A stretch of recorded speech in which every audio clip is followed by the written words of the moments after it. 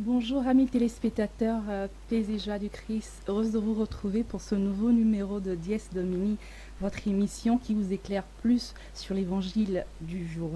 Alors aujourd'hui nous allons commenter l'évangile du 15e dimanche du temps ordinaire tiré de Saint Luc chapitre 10 versets 25 à 37.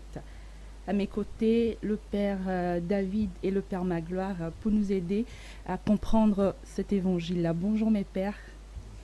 Soyez les bienvenus. Merci. Alors, je suis heureuse de vous retrouver encore aujourd'hui et je crois que nos téléspectateurs aussi sont très heureux de vous retrouver. Nous allons tout de suite écouter l'évangile lu par le Père David et nous revenons sur le plateau pour les commentaires. Évangile de Jésus-Christ selon Saint Luc, chapitre 10, versets 25 à 37. En ce temps-là, voici qu'un docteur de la loi se leva et mit Jésus à l'épreuve en disant : « Maître, que dois-je faire pour avoir en héritage la vie éternelle ?» Jésus lui demanda : « Dans la loi, qu'y a-t-il d'écrit ? Et comment lis-tu ? » L'autre répondit : « Tu aimeras le Seigneur ton Dieu de tout ton cœur, de toute ton âme, de toute ta force et de toute ton intelligence, et ton prochain comme toi-même. » Jésus lui répondit : « Tu as répondu correctement. Fais ainsi et tu vivras. » Mais lui, voulant se justifier, dit à Jésus : « Et qui est mon prochain ? » Jésus reprit la parole. Un homme descendait de Jérusalem à Jéricho, et il tomba sur des bandits. Ceux-ci, après l'avoir dépouillé et roué de coups, s'en allèrent, le laissant à moitié mort. Par hasard, un prêtre descendait par ce chemin. Il le vit et passa de l'autre côté. De même, un lévite arriva à cet endroit.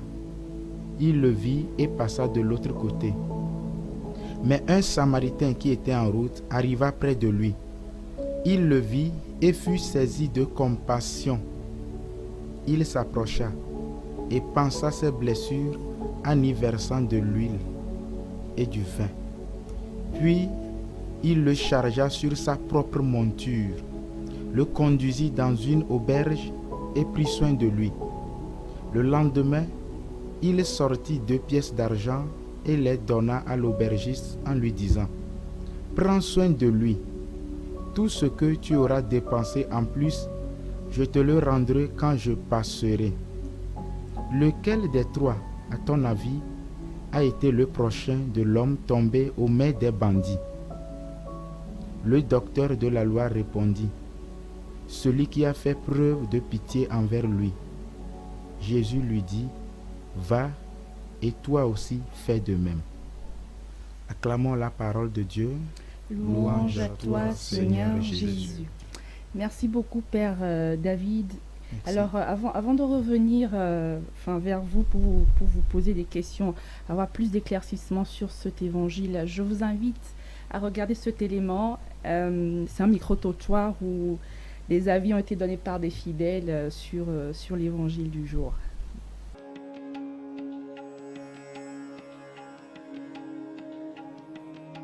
Amis dans le Christ, loué soit Jésus-Christ et bienvenue à la paroisse Saint-Esprit de Toti dans l'archidiocèse de Lomé. C'est le micro-trottoir pour le compte de l'émission Dies Domini. Bienvenue à toutes et à tous. Le dimanche du Bon Samaritain, nous avons notre ami frère Ferdinando ici avec nous. Il est fidèle chrétien sur la paroisse Saint-Esprit de Toti. Ensemble, il va nous dire comment est-ce qu'il a compris l'évangile et comment est-ce qu'il comprend surtout l'amour de Dieu et l'amour du prochain. Et par rapport à l'amour du prochain, l'amour du prochain, en fait, c'est un thème un peu large, mais selon moi, ma compréhension, l'amour du prochain, c'est l'abandon, le refus du mal au profit du bien envers le prochain. Donc, c'est-à-dire que c'est le fait que nous nous abandonnons à faire du bien au prochain tous les jours que Dieu fait. Comme l'Évangile vient de nous le dire, c'est d'exprimer par esprit par le corps, par son âme, le bien pour son prochain, comme l'a témoigné le Saint Samaritain. Le Samaritain aujourd'hui, on ne l'a pas, mais c'est nous qui sommes les Samaritains. En donnant, en s'exprimant, en faisant les actes d'amour avec les prochains, en faisant du bien et en refusant de faire du mal envers le prochain. L'amour de Dieu, selon nous, ma compréhension, selon l'Église, c'est le fait d'accepter, de créer l'humanité qui doit rester au service de Dieu et au service du prochain. Dieu nous a créés et nous a donné son amour. Et cet amour, il a exprimé par le fait qu'il a donné son Fils unique, qui est mort sur la croix, pour que le monde soit sauvé. Ça, c'est un acte d'amour. Et Dieu ne veut pas abandonner l'humanité dans son sort, dans son péché. À travers cet acte, Dieu nous a sauvés par son Fils unique en nous exprimant son amour. Donc c'est ce que moi j'ai compris à travers l'amour de Dieu vers l'humanité.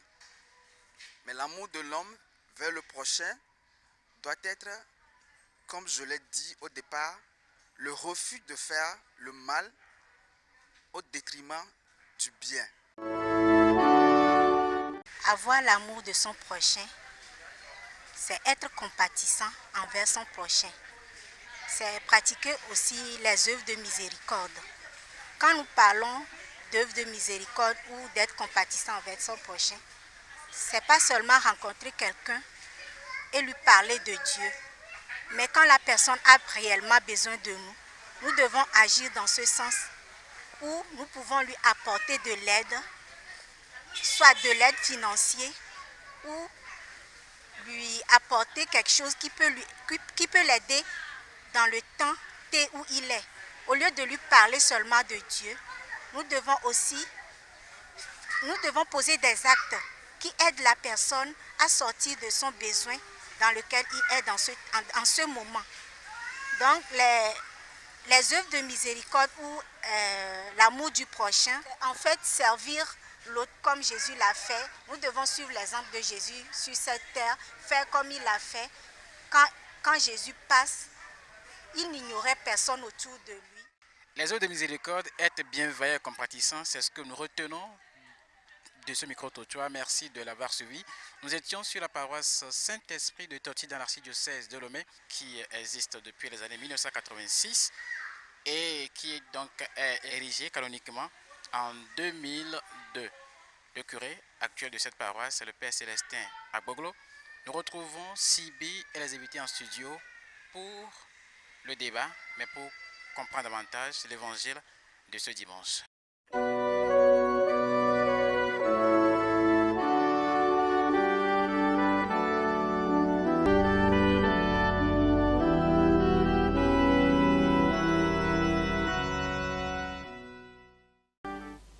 Merci à Déo et merci à la réalisation pour ce micro-trottoir. Alors, Père David, Père Magloire, vous venez tout comme moi d'écouter les avis de certains fidèles sur l'évangile du dimanche, l'évangile que nous appelons communément l'évangile du bon samaritain. Alors, Père David, ma première question sera à vous. Cet évangile nous offre un très beau panorama. Nous assistons à un dialogue entre Jésus et un docteur de la loi.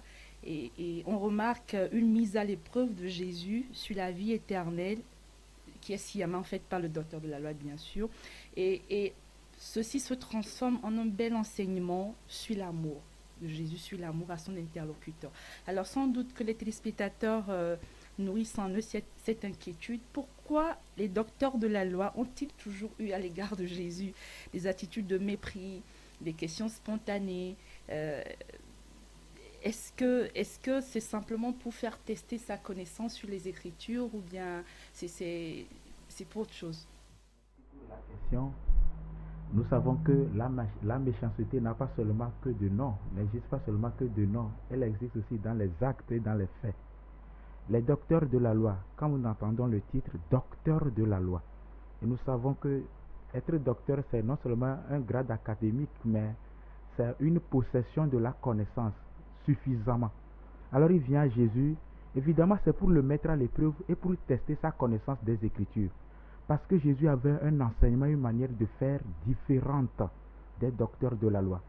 Il nous en souvient dans l'Évangile qu'après l'avoir écouté, d'autres ont dit « Jamais homme n'a parlé comme lui ». Il parle à un homme qui a autorité. Et plus les docteurs de la loi, nous savons qu'ils possèdent la connaissance des Écritures vraiment.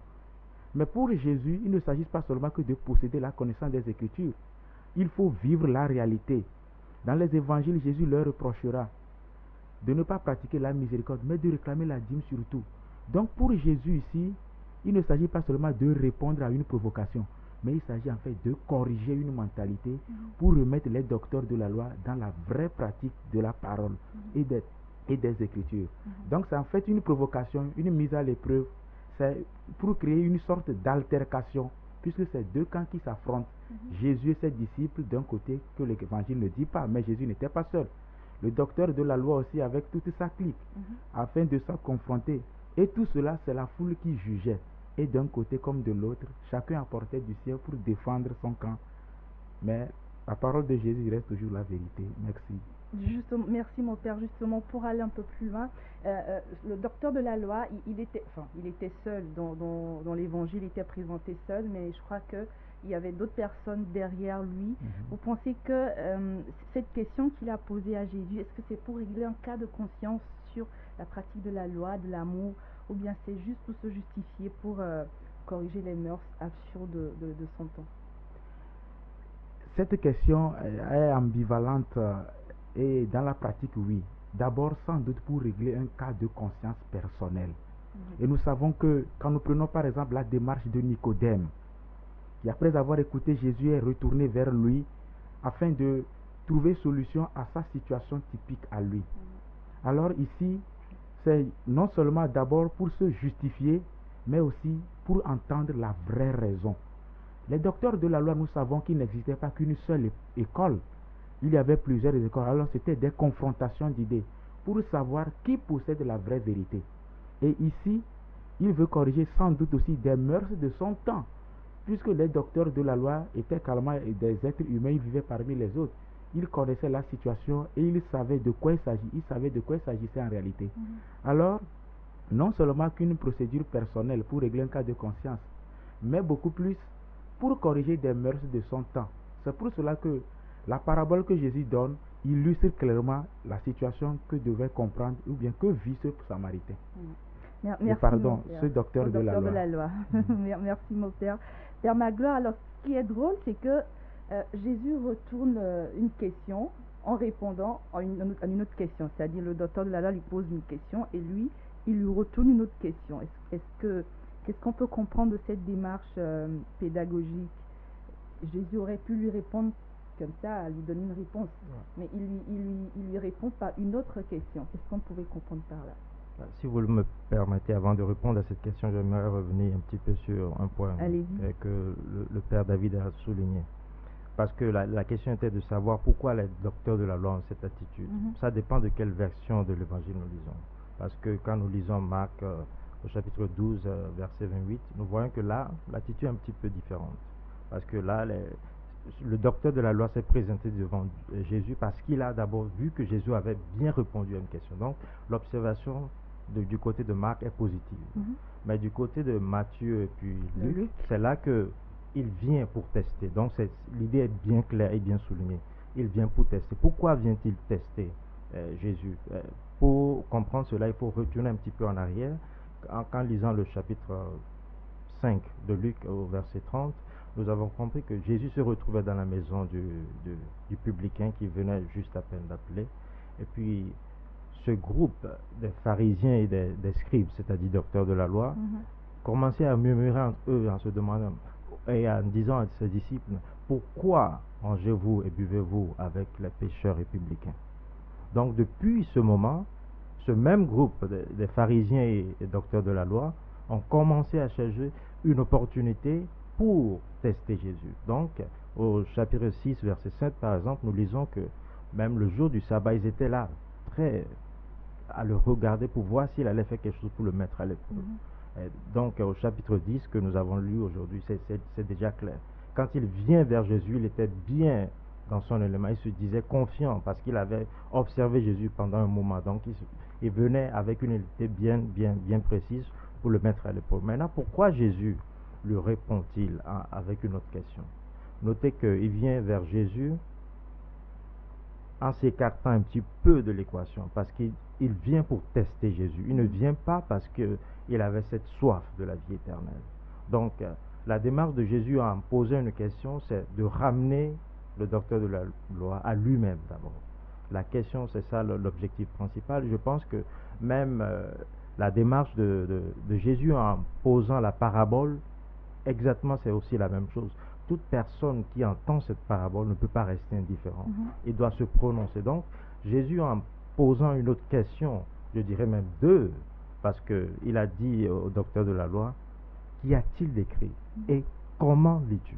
Donc, il ne suffit pas seulement de dire ce que le texte dit, mais il faut aller au-delà de ce qui est écrit pour dire ce que l'on comprend du texte. Comment je comprends? Donc, la compréhension dans ce sens ne se limite pas seulement à une activité intellectuelle, mais je pense que le mot même comprendre, c'est-à-dire ce que nous prenons avec nous-mêmes, donc de l'intellect à l'action. Donc c'est une manière de retourner le docteur de la loi à lui-même pour voir, pour se réexaminer lui-même dans ce sens. Merci Père Magloire. Alors si on résume un peu l'évangile de ce dimanche, on dira que l'amour de Dieu et du prochain sont les pivots. Et l'amour du prochain nous rapproche davantage de Dieu. Mais pourquoi dans la parabole dit par Jésus le prêtre et le lévite, ceux-là qui sont proches et servent Dieu, ceux-là qui sont censés donner l'exemple, là, ils passent de l'autre côté. Ils ne s'approchent pas du moribond qui en réalité avait besoin d'aide. Et pouvons-nous leur tenir rigueur? Est-ce qu'on peut les juger d'avoir ignoré leurs semblables? Et qu'est-ce qu'on peut comprendre de leur comportement dans un sens strictement biblique? D'accord, merci. Il y a un élément qui est propre à ces deux personnages, c'est-à-dire le prêtre et le lévite. Ce sont des hommes de Dieu. Donc, autrement dit, on aurait espéré d'eux une attitude conforme à cela. Mais pourquoi passer de l'autre côté? Est-ce conforme à la loi? Strictement parlant, oui, parce que étant conscient de ce que la loi dit, c'est-à-dire le prêtre et le lévite, ont pris cette démarche en conscience du souci de la pureté dans le sens rituel, parce que pour aller servir ou bien, ils ne voulaient pas se contaminer parce qu'il était écrit dans la loi que toute personne qui venait en contact avec du sang était considérée impure. Donc, ils ont tenu à respecter la loi, mais au final, on voit que ayant la loi avec eux, ils sont restés toutefois fautifs. Donc nous voyons déjà là que la loi suprême n'est pas suivre ce qui est écrit, mais la loi suprême, comme nous le dira Jérémie au chapitre 31, c'est la loi qui est écrite sur nos cœurs. Donc c'est l'amour du prochain, la compassion, et c'est justement cela que nous soulignons avec ce Samaritain, que nous qualifions de bon Samaritain. Merci Père Magloire. Alors, je peux ajouter, oui, effectivement, tel que le Père l'a dit, le lévite et le prêtre, ils sont des hommes des sacrificateurs. Ils président à la prière au sacrifice du peuple, alors ils ne devaient pas se souiller. C'était pour éviter la souillure. Mais pour Jésus, en fait, nous devons comprendre un acte de grandeur ici que Jésus veut montrer. Quand la vie humaine est en danger, toutes les lois coercitives s'estompent en réalité. Parce qu'ils s'en vont pour servir Dieu. Or, Dieu donne la vie. Il dépasse cette vie qui est en danger pour aller servir qui alors? La question reste posée. Alors ce serait faux de notre part de vouloir nous présenter devant Dieu pendant que nous négligeons la vie à sauver. La vie d'à côté à sauver, c'est Dieu que nous servons. Saint Jean dit, Dieu, nous crions tous de l'avoir, nous l'aimons tous, oui. Mais encore faut-il que nous aimions le prochain qui est à côté de nous. Voilà. Alors, Père David, l'humanité de ce Samaritain envers cet homme qui revenait de Jérusalem et qui retournait à Jéricho donne à réfléchir. Une telle attention est étonnante. Quelle leçon devons-nous garder et transmettre à la postérité sur l'amour du prochain, parfois même de l'ennemi? Merci. Avant de répondre à cette question, j'aimerais rapporter ce fait que j'ai entendu dans une émission sur Radio Maria, Tous Azimuts, les vendredis, il y a quelques années, quand j'étais séminariste. Je l'écoutais beaucoup. Il disait qu'un monsieur avait 3 femmes. La première s'appelait Davoudou. Elle n'était pas chrétienne. Les 2 autres étaient chrétiennes, vous m'excusez, catholiques. Mais il est arrivé que l'une des catholiques est décédée. Alors le monsieur a estimé que la seconde, qui partage la même foi que celle qui est décédée, peut prendre les 3 enfants de cette dernière pour les éduquer, puisqu'ils sont dans la même foi. Mais cette dernière a refusé. Alors le monsieur s'est adressé à Davoudou, qui promptement a accepté d'éduquer ses enfants. Vous savez, les propres enfants de Davoudou n'ont pas fait une carrière brillante. Mais ses enfants, les enfants de sa épouse, sont arrivés l'un à devenir médecin cardiologue et les autres à occuper des postes importants. Mais au décès de Davoudou, les personnalités qui étaient là, la plupart ne connaissaient même pas Davoudou.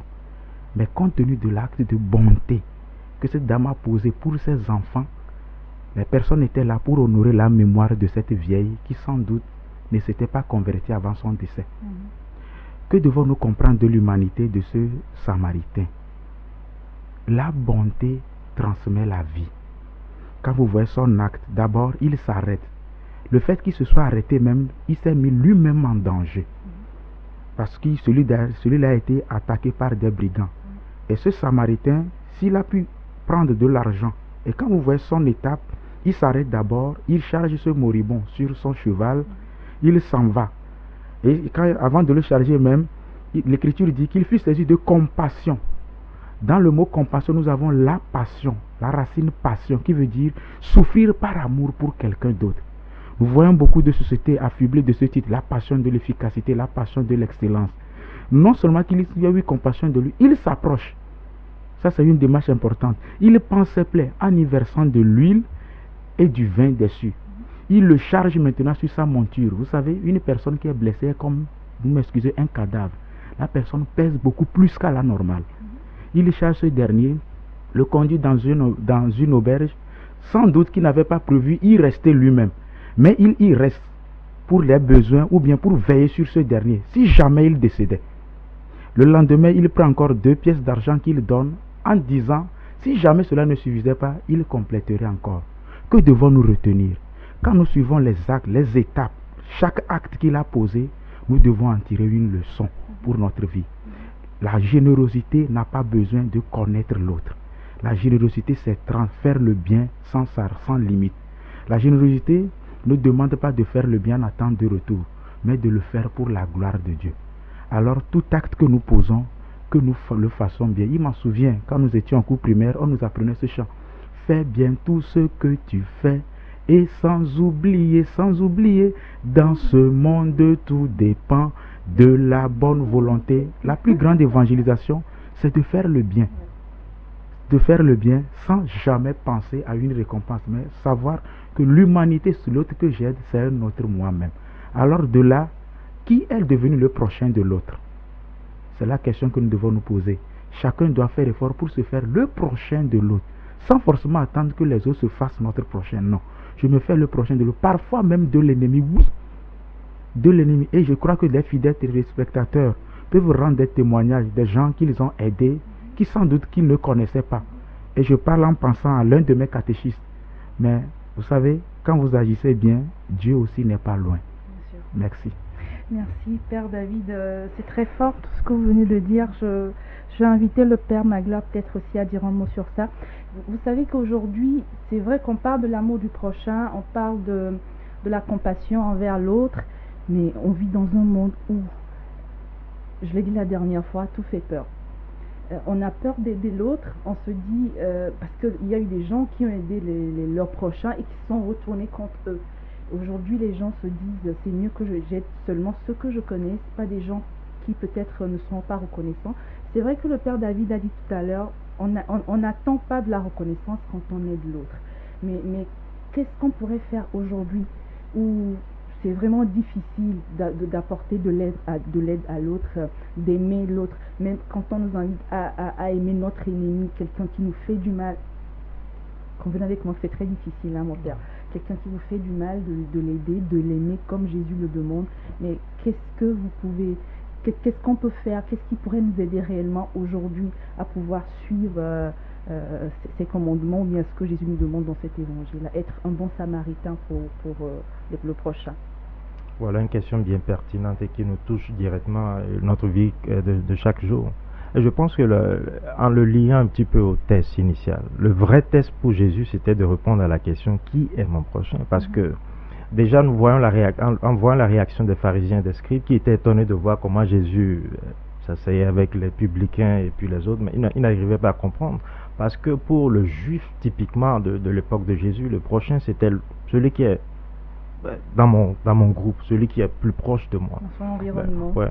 Donc, quand Jésus pose ou bien dit cette parabole, c'était justement pour bousculer un petit peu notre imagination. C'est vrai que à comparer cela à notre vie quotidienne de ce jour, et vous avez si bien souligné qu'aujourd'hui, avec ce que nous vivons chaque jour, on se demande, mais comment puis-je faire le bien? Est-ce que je sais qu'en faisant le bien, ça va me revenir? Parce qu'on a toute cette peur-là. Mais moi, je me dis que en tenant-nous de faire ce que nous pouvons. Moi, je me demande à chaque fois, ce qui est devant moi, est-ce que je peux le faire? C'est pour cela que je soulignais au départ que la loi suprême, c'est celle qui est écrite dans notre cœur. Comment est-ce que je me sens quand je vois la personne devant moi? C'est vrai que quand on regarde c'est quelqu'un qui nous a blessés, il est difficile de faire le bien. Mais je pense que nous devons, au-delà de cela, nous dire que nous faisons cela a priori pour Dieu lui-même, a priori pour Dieu lui-même, parce que quand on s'attarde trop sur les détails que nous avons devant nous, il est très très très difficile de faire le bien. Donc je pense que nous devons nous mettre en tête que ce que nous faisons, même si je n'arrive pas à dépasser cette difficulté que j'ai avec cette personne qui est devant moi, je le fais a priori pour Dieu, parce que c'est Dieu que je vois en voyant l'autre. Donc c'était ça au fait la question. Comment est-ce que je peux dire que j'aime Dieu si je n'arrive pas à réagir avec celui qui est proche de moi? Alors en résumé, on peut dire que l'amour doit franchir les barrières de la haine, les barrières des lois humaines. On ne doit pas se dire l'autre je le connais pas, l'autre il fait pas partie de ma famille, l'autre c'est un étranger, l'autre on partage pas les mêmes valeurs, on partage pas je sais pas les mêmes choses, donc je ne peux pas l'aimer ou bien je ne dois pas lui venir en aide, mais on devrait aimer parce que Dieu nous a demandé d'aimer. On devrait aimer parce que, voilà, comme vous l'avez dit, pour Dieu, quoi qu'il arrive, que la personne soit un étranger, que la personne nous ait fait du mal. Et c'est ça qui est plutôt difficile, mon père, c'est ça. Mais bon, on demande sa grâce tous les jours pour pouvoir y arriver. Alors, si vous le permettez, hein, parce qu'il ne faut pas oublier que nous sommes aussi créés à l'image de Dieu. Faut pas du tout oublier ça. Je vois que la grande difficulté, c'est de faire le bien tout de suite quand quelque chose est devant nous. Mais faut remarquer que nous avons été créés à l'image de Dieu. Donc nous avons cette capacité au-dedans de nous. Nous pouvons le faire. C'est vrai que depuis que le péché est entré dans le monde, il ne nous vient plus naturellement de faire le bien. Il ne nous vient plus naturellement. On doit lutter contre nous-mêmes. Des fois, on doit lutter. Quand je vois celui qui est devant moi, sa tête ne me plaît pas. Le choix qui me vient directement en tête, ça ne vient pas dans le bon sens. Mais on doit lutter contre nous-mêmes des fois afin de pouvoir laisser le bien naître. Je pense que c'est une lutte quotidienne de chaque jour que nous aurons à faire. Chaque jour. Puisque la démarche de ce Samaritain, c'est un amour désintéressé. Et nous savons bibliquement que les Samaritains et les Juifs, les habitants de Jérusalem, ne s'entendent pas, de graves inimitiés les opposaient.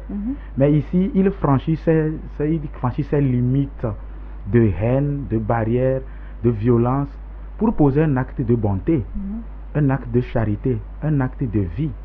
Donc c'est normal que ce n'est pas sans raison que Jésus prend l'exemple de ce Samaritain.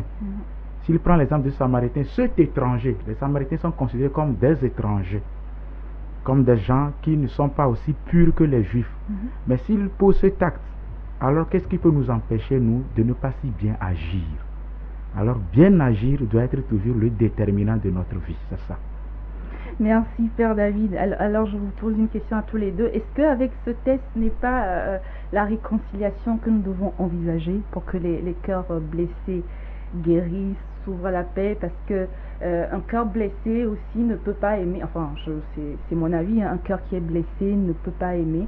Mais avec ce test, peut-être nous devons nous ouvrir à la réconciliation pour ceux qui sont blessés puissent guérir et continuer d'aimer malgré peut-être tous les coups qu'ils ont eus, parce que des gens justement dans cette action d'aimer le prochain, d'aider le prochain, de compatir envers le prochain ont été véritablement blessés, et aujourd'hui ils n'arrivent plus à poser cet acte-là d'amour envers le prochain. Alors à travers ce test, est-ce que nous n'allons pas envisager justement que les cœurs aillent vers la réconciliation et la guérison?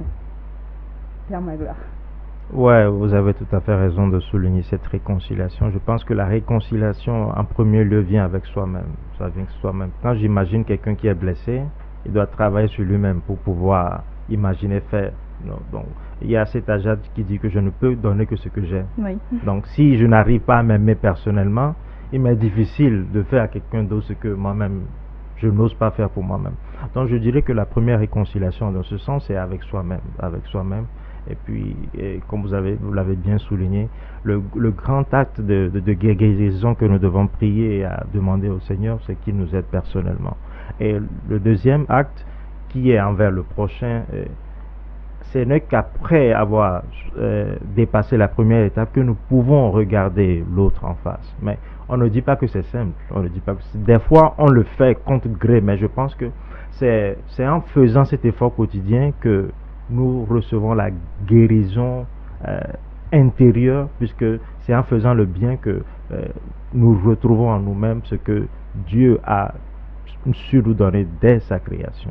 Donc je pense que c'est un effort que nous devons faire quotidiennement, même quand en le faisant au-dedans de moi je sens que ce n'est pas encore ça. C'est justement à ce moment que je dois m'efforcer encore plus à le faire, même si après l'avoir fait je n'ai toujours pas ce que je désire. Nous devons toujours continuellement faire cela. La réconciliation, c'est un effort de chaque jour, et je pense que la grande réconciliation, c'est avec Dieu lui-même, et je pense que c'est la vraie définition de la vie éternelle, puisque c'était la question initiale. Comment est-ce que je peux avoir la réconciliation? Merci Père Magloire. Même question Père David. Merci. L'amour favorise la réconciliation. Et quand on dit réconciliation, ce qui veut dire établir maintenant de véritable amour entre des personnes qui au départ ne s'entendaient pas ou ne s'aimaient pas. Et il me vient à l'esprit cette prière de Saint François d'Assise qui dit: là où il y a la haine, que je mette l'amour. Mais l'amour, c'est d'abord une guérison du cœur soi-même. Le cœur qui ne s'ouvre pas à la paix, qui ne s'ouvre pas au pardon, qui ne s'ouvre pas à la bonté, qui ne s'ouvre pas à l'amour de Dieu, et qui n'a pas en lui en fait la crainte de Dieu, ne peut pas s'ouvrir à la réconciliation. Alors ce texte nous invite à la réconciliation. Oui, la réconciliation est indispensable pour que nous puissions dépasser les clivages sociaux, les clivages ethniques qui créent des antagonismes entre les peuples. Nous devons marcher ensemble en fait. En fait, l'amour, c'est marcher avec les autres sans jamais désirer être seul. Être seul, c'est être détruit. Mais vivre avec les autres, c'est vivre dans la vie et la vie éternelle. Merci infiniment Père David, merci Père Magloire pour ces éclaircissements qui ont certainement nourri nos chers téléspectateurs qui ont sûrement pris des enseignements sur l'évangile du bon samaritain. Merci infiniment. Je rappelle que vous êtes vicaire sur la paroisse Santa Maria d'Afedokoé et le Père Magloire il est formateur au séminaire au Kenya, en mission et en vacances ici à Lomé. Merci infiniment d'être passé sur ce plateau. Je vous remercie aussi, chers téléspectateurs, de nous avoir suivis. Et je ne peux m'empêcher de citer cette phrase de Monseigneur Nicodème Barriga, bénissant archevêque de Lomé, qui disait à l'époque où il était à la CVJR: faites ta part. Ici se termine notre émission. Merci vraiment à vous de l'avoir suivi. Que chacun d'entre nous fasse sa part pour que l'amour soit l'absolu glorieux, recherché dans son agir quotidien, même envers l'inconnu ou le bourreau qui souvent est proche de nous. Alors je vous rappelle que vous pourriez laisser vos questions sur l'évangile du dimanche prochain, sur nos réseaux sociaux, la page Facebook Province SMA Togo, sur notre chaîne YouTube Province SMA Togo. Merci de nous avoir suivis. Merci aussi à la réalisation. Je vous retrouve la semaine prochaine et d'ici là, portez-vous bien. Au revoir.